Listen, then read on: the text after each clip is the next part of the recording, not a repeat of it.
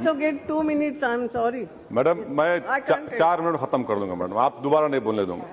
Madam पिछले 3 साल में जो मॉब लिंचिंग के वाकयात हमारे मुल्क में पेश आए हैं, इससे हमारी आंखें खून के आंसू रोती हैं, रूह तड़पती है, जिस्म कांपता है और दिल लहूलुहान होता है। और मैं आपको वाज़ेह तौर पर कहना चाह रहा हूं मैडम कि ये वाकयात नहीं खत्म होंगे। इसलिए नहीं खत्म होंगे क्योंकि ये सरकार रिलीजन को आइडियोलॉजी के तौर पर प्रमोट कर रही है, जो हमारे कॉन्स्टिट्यूशन के खिलाफ है। जिस दिन ये सरकार रिलीजन को या फेथ को मानेगी, आइडियोलॉजी तौर पर नहीं, ये वाकयात खत्म होंगे। दूसरी बात ये कह रहा हूं कि क्यों खत्म नहीं होंगे, जब तक बीजेपी कल्चरल नेशनलिज्म को मानेगी, इस मुल्क में मॉब लिंचिंग होते रहेगी, दलित और मुसलमान मारे जाते रहेंगे। जिस दिन बीजेपी कॉन्स्टिट्यूशनल नेशनलिज्म को अपनाएगी, मॉब लिंचिंग खत्म हो जाएगी। तीसरी बात मैडम, ये सरकार अपने कॉन्स्टिट्यूशनल ड्यूटी में सरासर नाकाम साबित हुई है। ये किसी की भी जान बचाने में नाकाम साबित हुई है।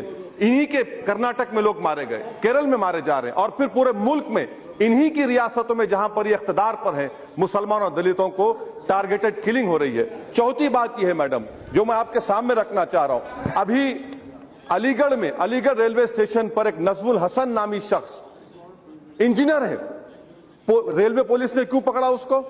वो शख्स बुर्खा पहनकर ट्रेन में जा रहा था और रेलवे पुलिस ने पूछा क्यों पहना तुमने बुर्खा, तो उसने कहा कि 3 दिन पहले मुझे लोगों ने मारा था, मैंने अपने आप को मॉब लिंचिंग से बचाने के लिए मैंने बुर्खा पहना। ये अखबारात में आया है। ये आप इसकी जिम्मेदार है या नहीं, बता दीजिए आप मैडम। और 2 बात मैडम, जिसको खत्म कर दूंगा मैडम, मैं आपके सामने अर्ज करना चाह रहा हूं कि क्या सरकार काउ प्रोटेक्शन को, क्या ये हिंदू रिलीजन का एसेंशियल प्रैक्टिस है? जिस तरह सिखों में 5 ककर है, मुसलमानों में रोजा, रमजान, दाढ़ी है। अगर ये डिसाइड करें cow protection is an essential part of Hinduism, आप नहीं कर सकते तो सुप्रीम कोर्ट को दीजिए, तय करिए। आप एडवाइस चाहते, मैं सजेशन दे रहा हूं मैडम। और एक आखिरी बात मैं कहना चाह रहा हूं मैडम, हमारे प्रधानमंत्री, हमारे वजीर आजम इजराइल को गए। मुझे बड़ी खुशी हुई कि वजीर आजम ने एक यतीम बच्चे को अपने करीब बुलाया, उस पर रहम किया, उस पर दस्ते शफकत रखा।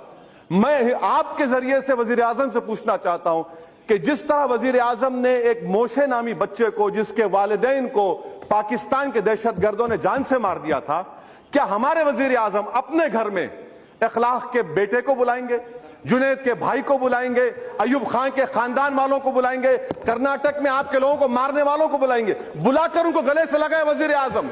अगर मोशे को गले से लगा सकते तो यहां पर जिन लोगों ने उनको मारा वो भी टेररिस्ट से कम नहीं है मैडम। और मैं आखिर में आपसे अर्ज करना चाहूंगा मैडम, आखिर में आपसे अर्ज करना चाहूंगा कि जुनैद के वाकये में FIR में लिखा गया कि उसको क्यों चाकू मारा गया, कि तू गाय का मांस खाने वाला, इस पर चाकू मारा गया। और किसी को क्या 30 दिन में बेल हो जाती?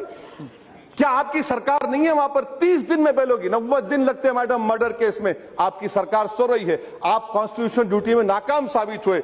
मैडम मैं आखिर में आपसे कहना चाह रहा हूं कि वजीर आजम अगर वाकई में सच्चाई को मानते हैं, जबानी खर्च के कायल नहीं है, तो मैं वजीर आजम से कहूंगा कि आपके शैडो आर्मी को रोकिए। और मैं आपके जरिए से मैडम, हिंदुस्तान के हमारी 5000 साल की तारीख अगर है, हमारे हिंदू भाइयों से कहना चाह रहा हूं, बचा लो अपने आप को हिंदुत्व से। हमारी लड़ाई हिंदुइज्म के खिलाफ नहीं है, हिंदुत्व के खिलाफ है। इस मुल्क को इससे बचाना है।